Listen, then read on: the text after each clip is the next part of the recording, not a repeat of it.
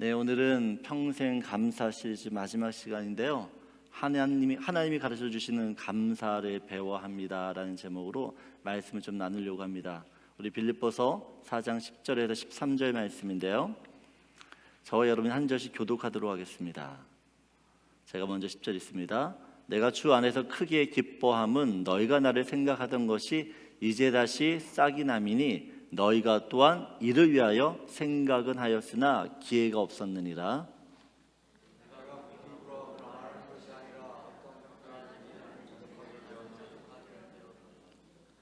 나는 비천에 처할 줄도 알고 풍부에 처할 줄도 알아. 모든 일 곧 배부름과 배고픔과 풍부와 궁핍에도 처할 줄 아는 일체의 비결을 배웠노라. 내게 능력 주시는 자 안에서 내가 모든 것을 할 수 있느니라. 아멘. 범사에 감사하라. 이것이 하나님의 뜻입니다. 이 하나님의 뜻을 지키기 위해서는 우리가 감사가 나오지 않는 그런 상황에서도 감사를 할 수 있어야 됩니다. 그런데 이것이 쉽지 않다라는 거죠. 우리의 본성은 힘들고 괴롭고 아프고 속상하고 억울하면 감사하기보다는 먼저 원망과 또한 불평과 또 불만을 하기 때문에 그렇습니다. 그러면 어떻게 해야 이런 감사하지 않은 상황 속에서도 감사할 수 있는가입니다. 오늘 본문은 사도 바울이 오늘 본문을 통해서 우리들에게 이런 비밀을 알려줍니다. 감사하지 못한 상황 속에서도 어떻게 감사할 수 있는지를 사도 바울이 우리에게 이야기하고 있다는 것이에요. 바울은 신약 성경 27권 중에서 13권의 서신서를 쓰게 됩니다. 이 13권의 서신서는 바울이 개척했던 교회들에게 보냈던 편지였어요. 이 13개의 서신서 중에서 갈라디아서와 디도서를 제외하고는요 11개의 서신서에 사도 바울은 감사라는 단어와 또한 감사하는 내용들을 그 편지에 담고 있습니다. 로마서 1장 14절을 보게 되어지면 14절을 보게 되어지면 4절에 이렇게 이야기하죠. 네. 4절에 먼저 내가 예수 그리스도로 말미암아 너희 모든 사람에 대하여 내 하나님께 감사함은이라고 이야기합니다. 감사함은. 또한 고린도전서 1장 4절을 보게 되면 그리스도 예수 안에서 너에게 주신 하나님의 은혜로 말미암아 내가 너희를 위하여 항상 하나님께 감사하노니. 고린도후서 2장 14절 보게 되어지면 항상 우리를 그리스도 안에서 이기게 하시고 우리로 말미암아 각 처에서 그리스도를 아는 냄새를 나타내시는 하나님께 감사하노라라고 이야기합니다. 에베소서 1장 16절을 보게 되어지면 내가 기도할 때 기억하며 너희로 말미암아 감사하기를 그치지 아니하고. 빌립보서 1장 3절을 보게 되어지면 내가 기도할 때마다 내가 너희를 생각할 때마다 나의 하나님께 감사하며 라고 이야기해요. 또한 빌립보서 4장 5절을 보게 되어지면 아무것도 염려하지 말고 기도와 간구로 너희 구할 것을 감사함으로 하나님께 바래라라고 이야기합니다. 골로새서 3장 15절에서 보게 되어지면 한번 같이 읽을까요? 그리스도의 평강이 너희 마음을 주장하게 하라. 너희는 평강 위하여 한 몸을 너희는 또한 감사하는 자가 되라. 골로새서 4장 2절을 보게 되어지면 이런 말씀도 있어요. 기도를 계속하고 기도에 감사함으로 깨어있으라. 데살로니가전서 1장 2절을 보게 되어지면 우리가 너희 모두로 말미암아 하나님께 항상 감사하며라고 이야기해요. 또한 데살로니가전서 5장 18절을 보게 되어지면 범사에 감사하라라고 이야기합니다. 여러분 디모데 전서 또한 디모데 후서 또한 빌레몬서 11개의 서신서에는 계속해서 사도 바울이 감사의 그 모든 내용들을 담고 있어요. 그런데 사도 바울이 이 교회들에게 편지를 쓸 때 그 사도 바울의 상황은 어떻게 보면 절대로 감사가 나올 수 없는 상황이었다라는 것이에요. 절대 감사할 수 없는 상황인데 그런 상황에서도 사도 바울은 감사를 하고 있어요. 고린도후서 11장 23절에서 27절을 보게 되어지면 사도 바울이 자기가 복음을 전하면서 어떤 고난과 어떤 어려움과 어떤 환경에 처해 있는지를 아주 자세하게 낱낱이 소개하고 있어요. 우리 한번 같이 읽겠습니다. 그들이 그리스도의 일꾼이냐 정신없는 말을 하거니와 나는 더욱 그러하도다. 내가 수고를 넘치도록 하고 옥에 갇히기도 더 많이 하고 매도 수 없이 맞고 여러 번 죽을 뻔하였으니 24절 유대인들에게 40에 한한 감한 매를 5번 맞았으며 3번 태장으로 맞고 1번 돌로 맞고 3번 파선하고 일주야를 깊은 바다에 지냈으며 여러 번 여행하면서 강의 위험과 강도의 위험과 동족의 위험과 이방인의 위험과 시내의 위험과 광야의 위험과 바다의 위험과 거짓 형제의 위험을 당하고 또 수고하며 애쓰고 여러 번 자지 못하고 줄이며 목마르고 여러 번 굶고 춥고 헐벗었노라. 오늘 바울이 이 고백한 자기의 모습들을 보게 되어지면 여러분 세상 사람들이 볼 때 절대로 감사할 조건이 하나도 없어요. 이런 상황을 만나면 보통의 사람들은 나에게 이런 고통을 준 하나님 나는 더 이상 못 믿겠다 하고 다 떠나는 게 정상입니다. 예수를 믿어 고생만 죽어라는데 왜 예수님을 믿겠어요? 왜 예수님께 붙어 있겠어요? 하지만 사도 바울은 이런 모든 상황 속에서요 하나님께 대한 감사를 잃지 않고 있습니다. 뿐만 아니라 한평생 이런 고생을 하면서요 주님을 위해 감사로 자기의 생을 바쳐요. 오늘 우리가 읽었던 이 빌립보서 또한 사도 바울이 로마 감옥에 있을 때 썼던 옥중서신입니다. 여러분 감옥이라는 것은 인생의 절망, 인생의 끝이에요. 끝. 근데 그런 감옥 속에서도 바울은 하나님께 끝까지 감사를 하고 있어요. 우리는 이런 바울을 보면서 이렇게 이야기합니다. 사도 바울 정도 되니까 그렇지. 사도 바울 정도가 되니까 그렇게 할 수 있는 거지.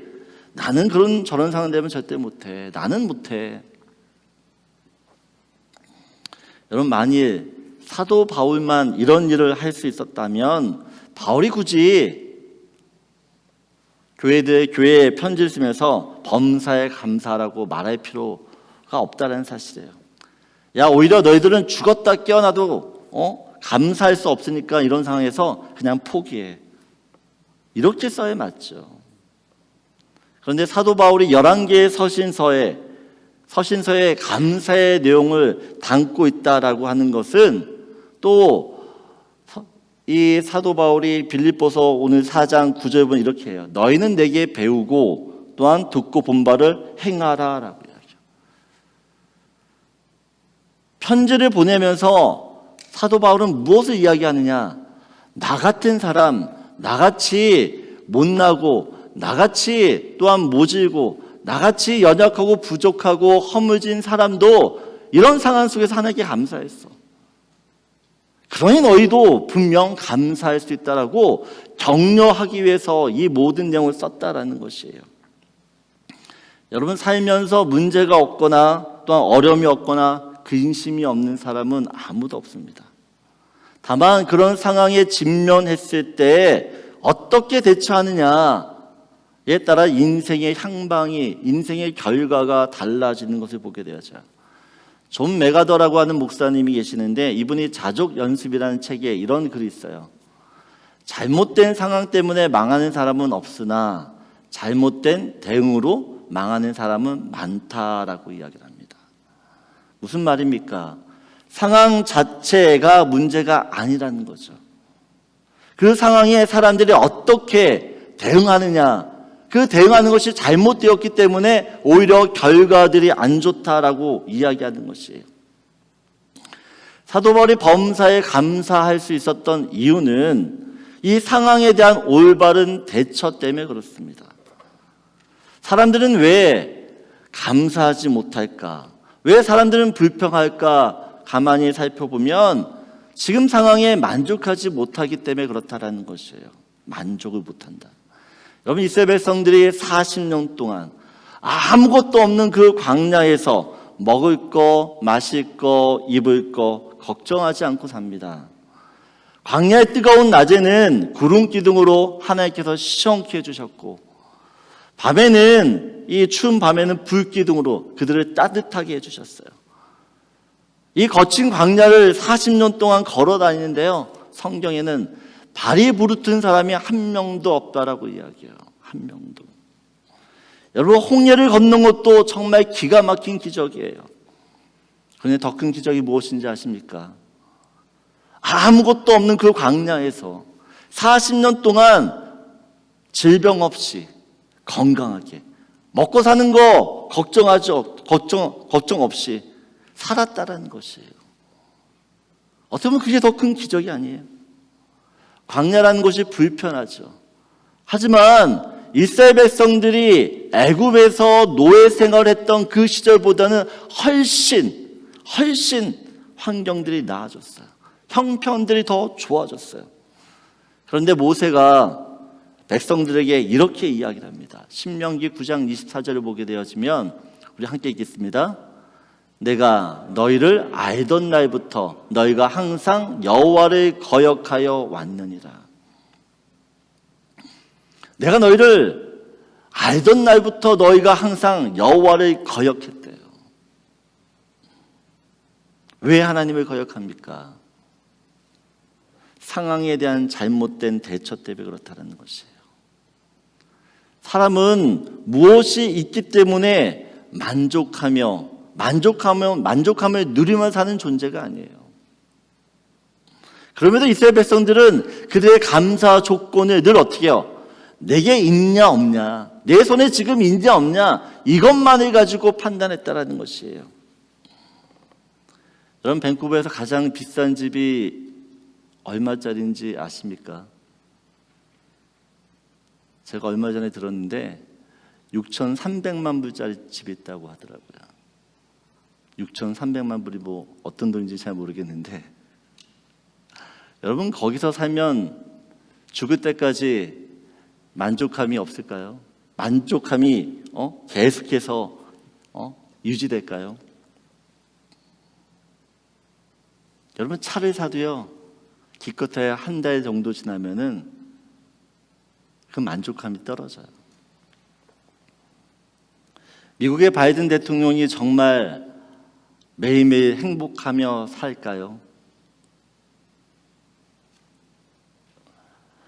여러분, 한계 효용의 법칙이라는 게 있죠. 한계 효용 체감의 법칙. 처음에는 만족했다가도 어느 정도 시간이 지나면 점점 그 만족에 체감하는 것들이 둔감해지고 또 어떻게 해요? 줄어드는 걸 보게 되어집니다. 줄어드는 것.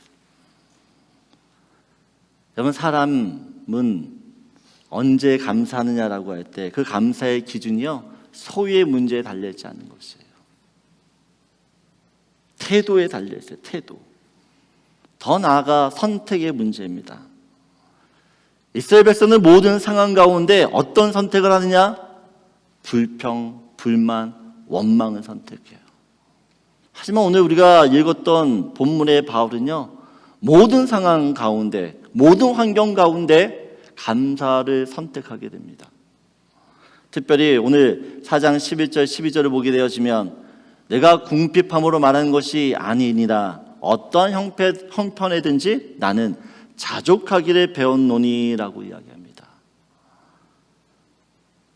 사도 바울이 만족할 수 있는 이유, 사도 바울이 범사에 감사할 수 있는 이유는 자족을 배웠다라고 이야기해요. 스스로 만족하는 법을 배웠기 때문에 항상 감사할 수 있다라고 이야기를 합니다.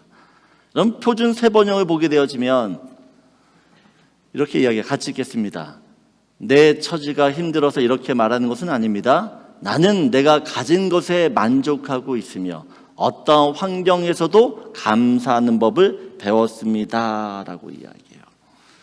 감사하는 법을 배웠대요. 그래서 12절을 보게 되어지면 가난을 이겨낼 줄도 알고 부유함을 누릴지도 압니다. 배부를 때나 배고플 때나 넉넉할 때나 평안할 때나 어떤 형편에 처해서도 기뻐하고 즐거워합니다. 여러분, 바울의 감사 비결은 모든 것에 스스로 만족하는 법, 그 스스로 만족하는 태도 때문에 그렇다라는 것이에요. 그런데 이 자족이라는 것은요, 그냥 알아서 저절로 되는 게 아니라는 것입니다. 오늘도 사도 바울이 이야기하죠. 나는 자족하기를 배웠노니라고 이야기해요. 자족하는 것을 배웠다라고 이야기를 해요. 여러분, 학교에서 우리가 수학 시간에 미적분을 배웁니다. 처음부터 선생님이 미적분을 가르치시면 여러분 잘 푸십니까? 여러분, 배운다고 해서 금방 풀어지지 않아요. 여러분, 우리가 영어를 중학교 때부터 대학교 졸업할 때까지 배웠어요. 10년이라는 세월을 영어 공부를 했잖아요. 그러면 그만큼 공부했으면, 그만큼 배웠으면 이 캐나다 땅에서 거침없이 살아야 되잖아요. 우리는 배웠지만 어떻게 해요? 배웠지만 안 돼요. 여러분, 바울이 나는 자족하게 배웠다라고 하는 말은요, 한 번 배워서 되었다라는 뜻이 아니에요. 한 번 배우고 끝났다는 뜻이 아닙니다. 끊임없이 배우고 또 배우면서 자족할 때까지 수많은 시행착오와 실패를 통해서 어떻게 해요? 그것을 이루어내었다라는 결과적인 이야기예요. 결과적인. 여러분, 자족하는 게 쉽지가 않습니다. 내 지금 모든 상황들을 사도 바울처럼 만족하며 살 수 있다는 게 쉽지가 않아요. 근데 사도 바울은 이것을 자기의 힘으로 하지 않았다라고 이야기합니다. 오늘 4장 13절을 보게 되어지면 한번 읽을까요? 내게 능력 주시는 자 안에서 내가 모든 것을 할 수 있느니라. 사도 바울은 스스로 자족하는 법을 배웠는데 이 자족하는 그 법을 배울 때 자기의 힘으로 하지 않았다는 것이에요. 하나님이 주신 능력으로 어떻게 해요? 이 자족하는 것들을 터득했다라고 이야기합니다. 그럼 바울에게 육체의 가시가 있었습니다.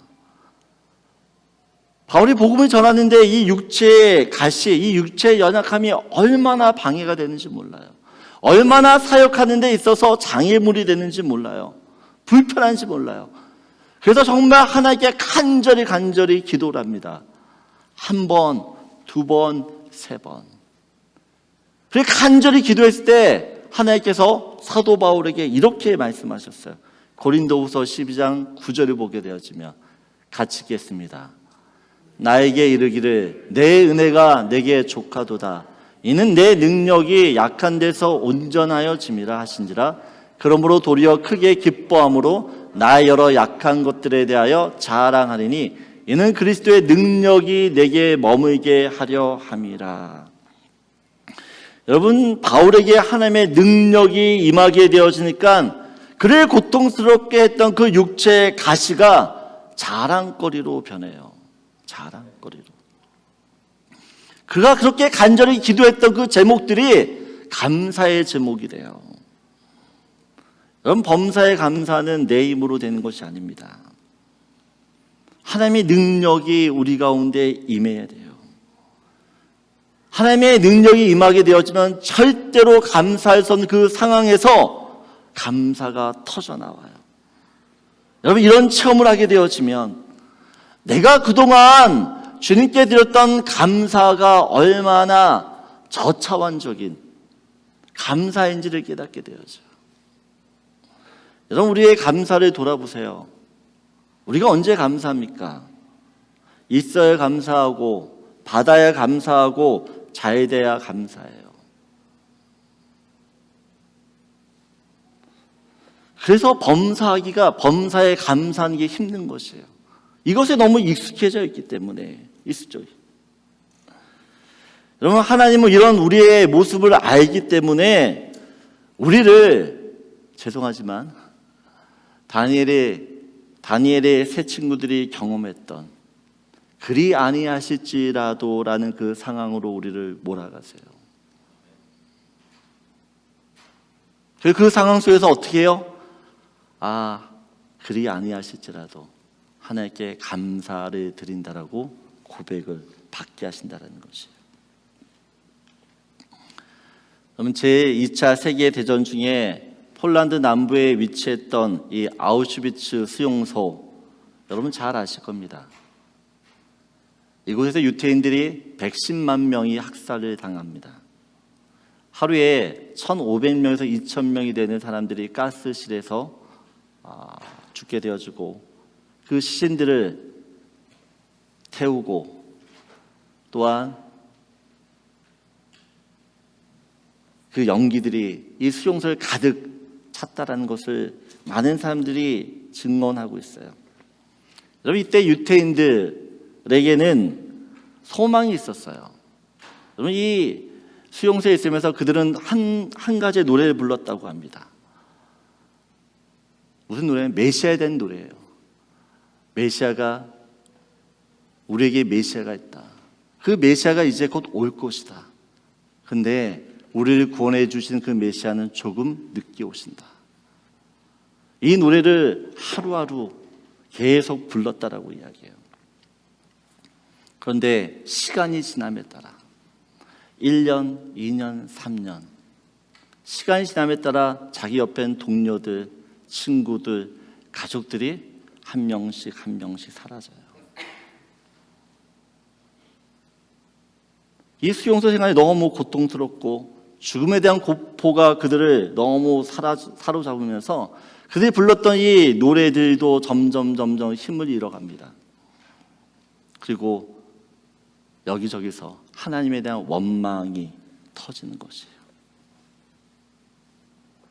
어떤 사람이 그 수용소 벽에 큰 글씨로 이런 글귀를 적었다라고 이야기해요.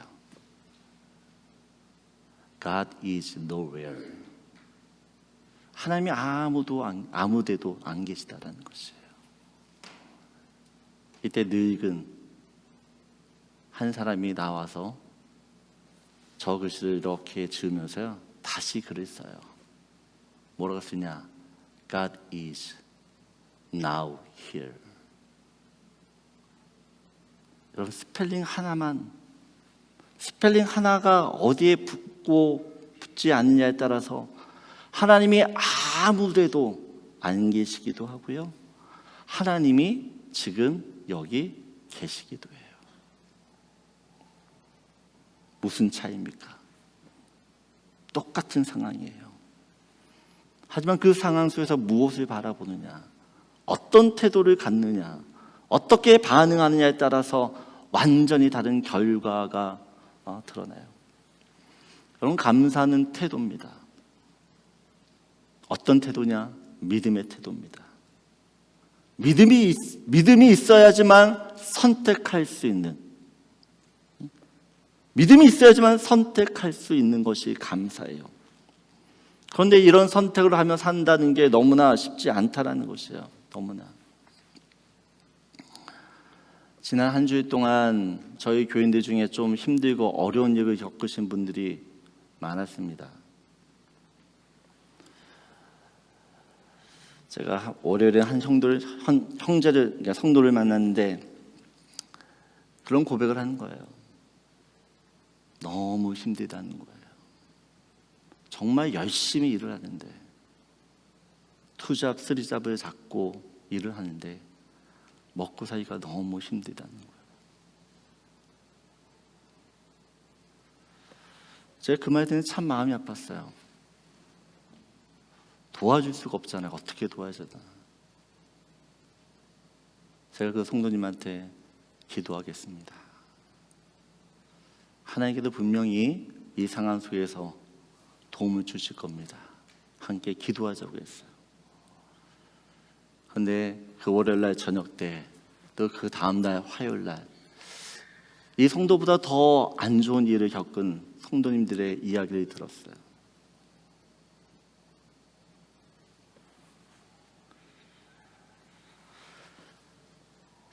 제가 설교를 준비를 하는데 설교 준비가 안 돼요.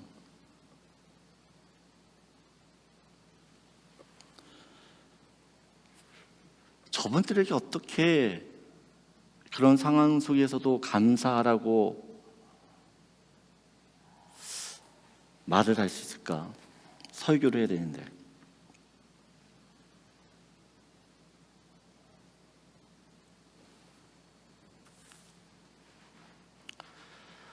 참 제가 하나님께 새벽기도 나와서 참 많이 울었어요.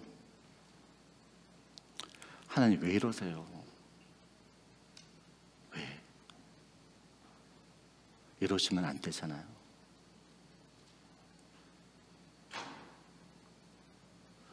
하나님 이러시면 안 되잖아요. 지금 저 분이 어떤 상황인데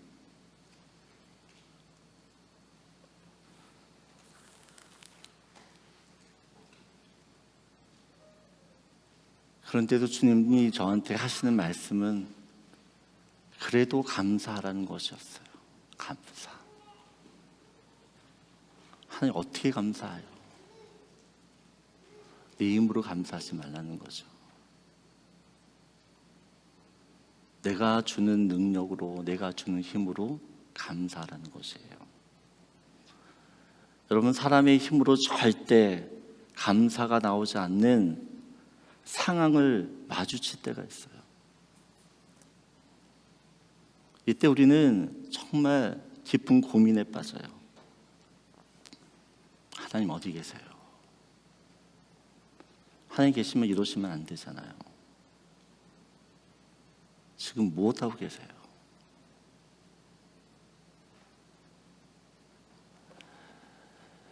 엘리 위젤이라고 하는 노벨 문학상을 받은 유태인 작가가 있습니다. 이 사람도 이 아우슈비츠 수용소에 있다가 목숨을 건진, 생명을 보존했던 사람이에요. 그분이 이 수용소에 있었던 이야기를 책으로 많이 썼습니다. 밤이라고 하는 그 책에 이런 일화가 있어요. 어느 날 두 사람이 교수대에서 처형을 당했다라는 것이에요. 한 사람은 어른이었고 한 사람은 소년이었는데, 한 사람은 어른이었기 때문에 무게가 나가서 이제 빨리 죽었는데, 이 어린 소년은 그 교수대에 매달려서 1시간 반 동안 죽지 못하고 아둥바둥 그렇게 괴로워하고 있다는 것이에요. 그 광경을 봤던 모든 사람들이 이야기하는 것이요, 하나님 어디 계십니까? 하나님 계시긴 하십니까? 그때 이 엘리 위젤이라고 하는 그 사람에게 하나님께서 내적으로 이런 음성을 들려주셨다는 것이에요. 하나님이 어디 있냐고? 나는 지금 저 교수대에 있어. 저 소년이랑 같이 지금 교수대에 매달려 고통당하고 있고 아파하고 있어.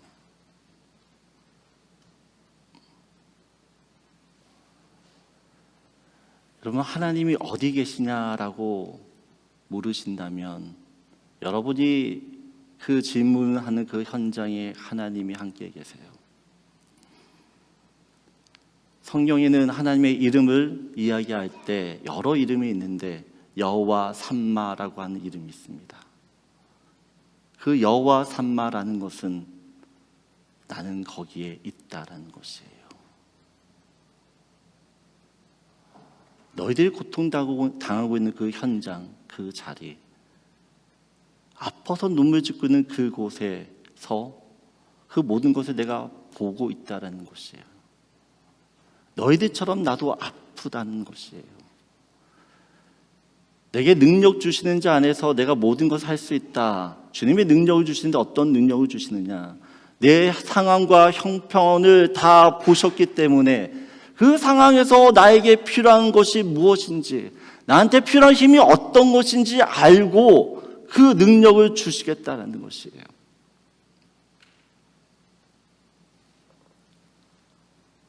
그래서 그 능력 때문에 참을 수 없는 상황에서도 참게 되는 것이고, 품을 수 없는 사람임에도 내가 품게 되는 것이고, 견딜 수 없는 일임에도 불구하고 내가 견디어내는 것이에요.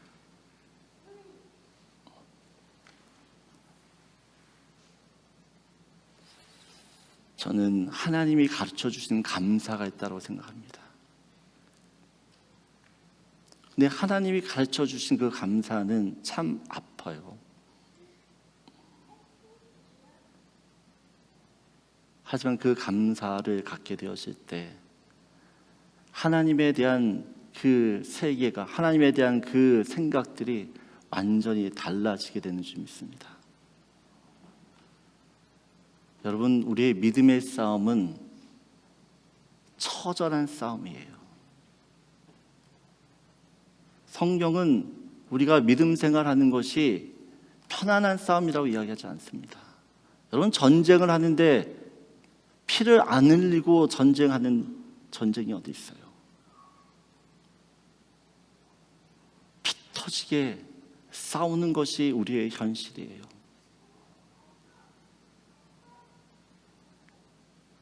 근데 하나님께서 우리에게 힘을 주시기 때문에 처절하게 싸워도 우리가 지치지 않게 되는 줄 믿습니다. 저는 여러분들이 이 주간을 살면서 하나님이 가르쳐 주신 그 감사들을 갖기를 원해요. 그 감사가 있을 때 범사에 감사한다라는 것이 무엇인지를 다시 한번 깨닫게 되는 줄 믿습니다. 다시 한번 내게는 모든 것들이 하나님께서 주시는 은혜입니다. 그 상황 속에서 선택을 하셔야 돼요. 믿음의 선택을 하시기를 부탁드립니다. 불평보다는 감사를. 그럴 때 주님이 주신 능력들을 통하여 우리가 새로워질 줄 믿습니다. 기도합니다.